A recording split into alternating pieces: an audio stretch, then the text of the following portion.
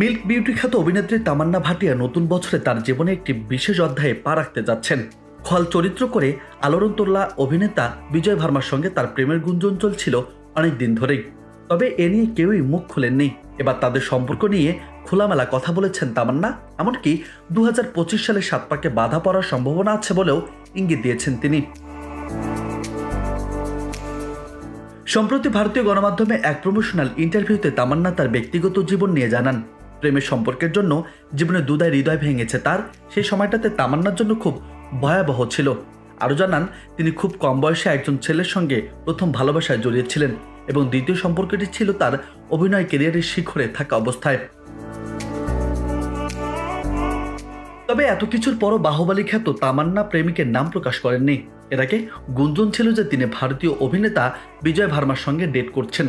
পাপারাজ্জিদের ক্যামেরায় বহুবার ফ্রেমবন্দি হয়েছেন তারা, যদিও নিজেদের সম্পর্ক আড়ালে রাখতে বদ্ধপরিকর দুজনই। এখন দেখার অপেক্ষা তামান্না জীবনসঙ্গী হিসেবে কাকে বেছে নেন।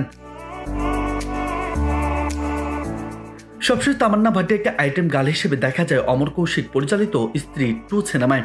এই সিনেমায় আরও অভিনয় করেছেন রাজকুমার রাও, শ্রদ্ধা কাপুর, পঙ্কজ ত্রিপাঠী সহ আরও অনেকেই।